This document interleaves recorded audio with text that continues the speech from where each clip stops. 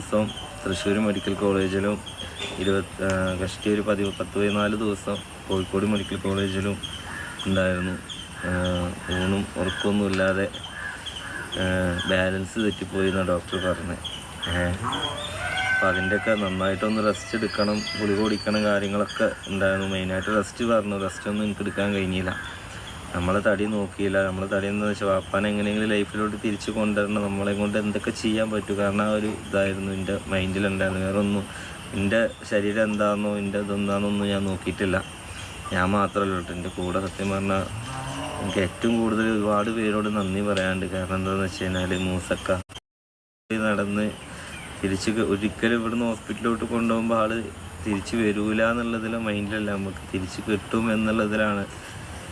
കാരണം വാപ്പാക്ക് ഒരു അസുഖമുള്ള ഒരാളാണെന്ന് വാപ്പാക്ക് തന്നെ ഒരിക്കലും തോന്നിയായിരുന്നു. ചെറിയൊരു അസുഖം എന്ന് പറയാല്. കാരണം എന്താ പറയുക, സമയം എടുത്തിട്ടുണ്ടാവില്ലേ. എന്നാലും ഒരുപാട് നമ്മളെ കൊണ്ട് ചെയ്യാൻ പറ്റുന്നത് മാക്സിമം നമ്മൾ ഓടേണ്ടത് നമ്മളെല്ലാം ചെയ്ത് ജീവിതത്തിലോട്ട് തിരിച്ചു കൊണ്ടൊന്നും പറയാനില്ല. അപ്പം എനിക്ക് ഇങ്ങോട്ട് പറയാൻ എന്താണെന്ന് വെച്ചാൽ എല്ലാവരും വാപ്പാക്ക് വേണ്ടി നിങ്ങളുടെയൊക്കെ പ്രാർത്ഥനയിൽ ഉൾപ്പെടുത്തുക, ഇതുപോലെ ഉൾപ്പെടുത്തുക. പിന്നെ വെള്ളിയാഴ്ച എല്ലാവരും ഉപ്പാക്ക് വേണ്ടി മയ്യത്ത് നിസ്കരിക്കുക. നിങ്ങളുടെയൊക്കെ മഹലിൽ പറയുക. ഞാനതിൻ്റെ മാറ്റർ ഞാനിതിൽ വിട്ടുതരണ്ട്. ഞാൻ നാളെ മറ്റന്നൊക്കെ ആയിട്ട് അതിൽ പോസ്റ്റർ വിട്ടുതരണ്ട്. അതൊന്ന് നമുക്ക് വേണ്ടിയിട്ടൊന്ന് ചെയ്തു തരുമുള്ളൂ. കാരണം എന്താണെന്ന് വെച്ച് കഴിഞ്ഞാൽ ഇനി ചെയ്യാനിനി അത്.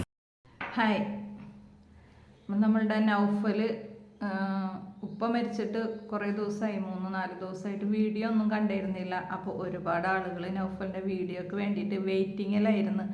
എന്താണ്, എങ്ങനെയാണ്, എന്തെല്ലാം കാര്യങ്ങൾ അറിയാൻ വേണ്ടി ലക്ഷക്കണക്കിന് ആളുകൾ അവൻ്റെ വീഡിയോക്ക് വേണ്ടി കാത്തിരുന്നിരുന്നു. അപ്പോൾ ഇന്നലെ അതിൻ്റെ വിശദീകരണവുമായി നൗഫൽ പുതിയൊരു വീഡിയോ ആയിട്ട് വന്ന് നമ്മളെല്ലാം അത് കണ്ട് അതിൽ ഈ പറഞ്ഞ പോലെ ഭയങ്കര വിഷമത്തിലാണ് നൗഫലുള്ളത്. കാരണം അവൻ്റെ ഉപ്പ മരണപ്പെട്ടത് അവന് അംഗീകരിക്കാൻ പറ്റുന്നില്ല. കാരണം എവിടെ നോക്കിയാലും ഉപ്പ അവിടെ പണിയെടുക്കുന്നത് ഇവിടെ പണിയെടുക്കുന്നത് അങ്ങനെയൊക്കെ ആയിട്ടാണ് കാണുന്നത്. കാരണം വെറുതെ ഇരിക്കുന്ന ഒരു സ്വഭാവക്കാരനായിരുന്നില്ല ഉപ്പ എന്നാണ് അവൻ പറയുന്നത്. പിന്നെ അതേപോലെ തന്നെ ചെറുപ്പത്തിലെ കുറച്ച് വിഷമങ്ങളൊക്കെ ഉണ്ടായിരുന്നെങ്കിലും അവർ 1-2 കൊല്ലമായിട്ട് ഇപ്പം ജീവിതത്തിലോട്ട്, കാരണം ഉപ്പയും മോനുമുള്ള ഒരു സ്നേഹബന്ധം ദൃഢമായി കൊണ്ടിരിക്കലാണ്. ഇപ്പം ഈ ഉപ്പയുടെ പെട്ടെന്നുള്ള വിയോഗം വന്നത്. അപ്പം അതുകൊണ്ട് തന്നെ എത്രയൊക്കെ ഇതായാലും അവൻ പറയുന്നത് എൻ്റെ ഉപ്പയുടെ പേര് ഫൈസൽ എന്ന് തന്നെയാണ്.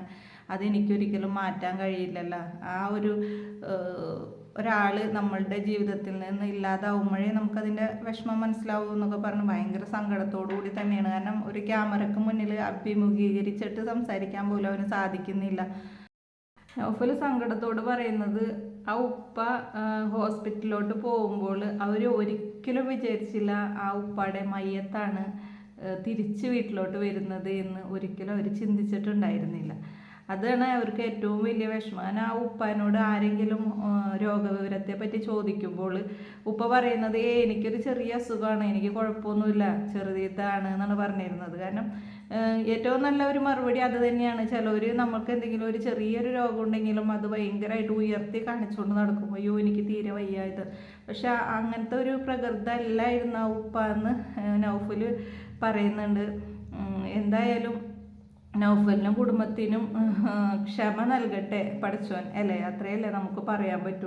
അതേപോലെ തന്നെ എന്തായാലും അവൻ അത്രയേറെ വിഷമം ഉണ്ടാകുമ്പോൾ അവൻ്റെ ഉമ്മയുടെ അവസ്ഥയും നമ്മൾ ചിന്തിക്കണം. കാരണം എന്ന് വെച്ച് കഴിഞ്ഞാൽ രാവും പകലും ഒരുമിച്ചിട്ട് ഉപ്പ ഇല്ലെങ്കിൽ ഉമ്മ ഭക്ഷണം കഴിക്കില്ല, ഉമ്മ ഉണ്ടെങ്കിൽ ഉപ്പ ഭക്ഷണം അങ്ങനെ രണ്ടുപേരും ഒരുമിച്ചല്ലാതെ ഭക്ഷണം പോലും കഴിക്കാത്ത ഒരേപോലെ ജീവിച്ച 2 പേരിൽ ഒരാൾ പെട്ടെന്ന് മരണത്തിന് കീഴ്പ്പെടുമ്പോൾ നമുക്കതൊന്നും അംഗീകരിക്കാനാവില്ല. അതേപോലെ മരണത്തിൻ്റെ 3 ആവശ്യം 3 വീട്ടിൽ വെച്ചിട്ടല്ല കഴിച്ചേക്കണത്.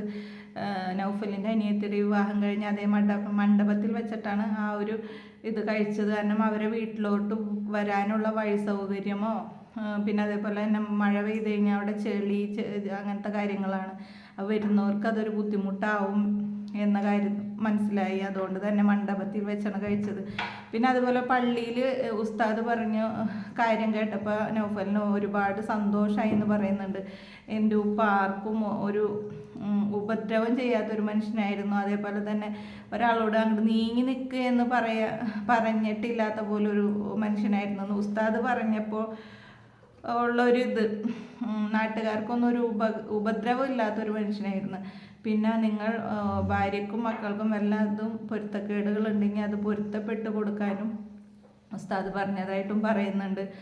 പിന്നെ അതേപോലെ തന്നെ ഇനിയുള്ളത് ഈ ചെറിയ ചെറിയ ചാനലുകൾ ഒരുപാട് വീഡിയോസ് ഇടുന്നുണ്ട്. ഒരുപാട് കാര്യങ്ങൾ പറഞ്ഞു. ഉപ്പാക്ക് വേറെ വേണ്ടാത്ത അസുഖങ്ങളായിരുന്നു, ക്യാൻസർ ആയിരുന്നു എന്നൊക്കെ പറഞ്ഞിട്ട് ഒരുപാട് വീഡിയോകളൊക്കെ ഇടുന്നുണ്ട്. അപ്പം അതെല്ലാം വേണ്ട എന്ന് പറയുന്നു. കാരണം മരണത്തോടു കൂടി അതവിടെ തീർന്ന്.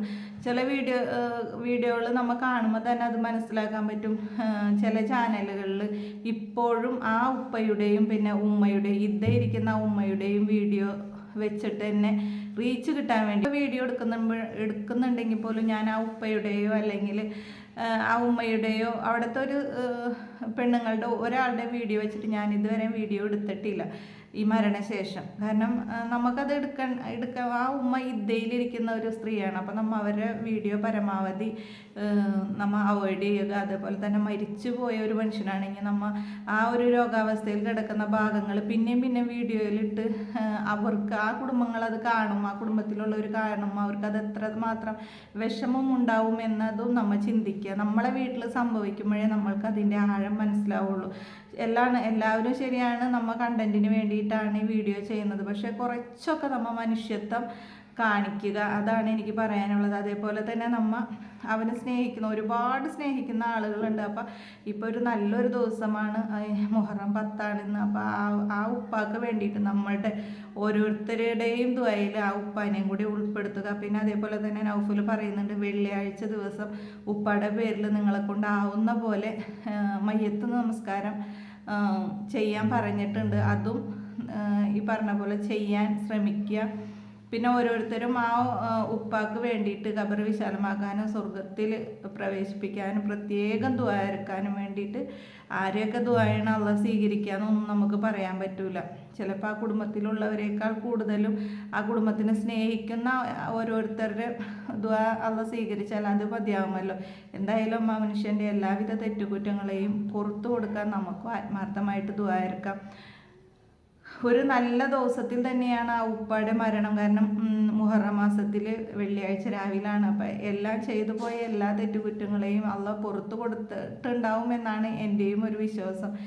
എന്തായാലും നൗഫലിൻ്റെ വീഡിയോ ഇനി ചെയ്യണ്ടെന്ന് തന്നെയാണ് എൻ്റെ ഒരു ഉദ്ദേശം. കാരണം വേണ്ട, നമുക്ക് ഇനി ഈ ഒരു വീഡിയോ ചെയ്തത് ഞാൻ കുറേ ഇപ്പോൾ 2-3 വീഡിയോ ഈ ഉപ്പാടെ ഇതിൽ അതേപോലെ തന്നെ നൗഫലിൻ്റെ ഇതിലും ചെയ്തിട്ടുണ്ടായിരുന്നു. അപ്പോൾ അത് ഒരു അവസാന ഒരു ഭാഗമായിക്കോട്ടെ. കാരണം നമ്മൾക്ക് ഒരുപാട് കമൻറ്റുകൾ വരുന്നുണ്ട് എന്തായി എങ്ങനെയാണെന്നുള്ളത്. അപ്പോൾ നൗഫലിൻ്റെ ഈ ഒരു പുതിയൊരു അപ്ഡേഷൻ വന്നപ്പോൾ അത് എൻ്റെ സബ്സ്ക്രൈബേഴ്സിനെ അറിയിക്കേണ്ടത് എൻ്റെ ഒരു ഉത്തരവാദിത്തമാണ്. അതിൻ്റെ പേരിൽ മാത്രമാണ് ഞാൻ ഈ ഒരു വീഡിയോ ചെയ്തത്. അപ്പോൾ നിങ്ങൾക്ക് വീഡിയോ ഇഷ്ടമാവണമെങ്കിൽ ലൈക്ക് ചെയ്യാനും സബ്സ്ക്രൈബ് ചെയ്യാനും മറക്കണ്ട. ഒരിക്കൽ കൂടി പറയുന്ന ആ ഉപ്പയുടെ പരലോക ജീവിതത്തിന് വേണ്ടി എല്ലാവരുടെയും ദുആയിൽ ആ ഉപ്പയെയും ഉൾപ്പെടുത്താൻ ശ്രമിക്കുക. ഓരോ യാസീൻ വെച്ചിട്ടെങ്കിലും അവരെ ഖബറിൽ എത്തട്ടെ എന്ന് ദുആരക്കാം നമുക്ക്, അല്ലേ? ആ ഒരു വിശ്വാസത്തോടെ ഇന്നത്തെ വീഡിയോ നിർത്തുന്നു. അടുത്തൊരു വീഡിയോ വരുന്നവരെ എല്ലാവർക്കും ബൈ.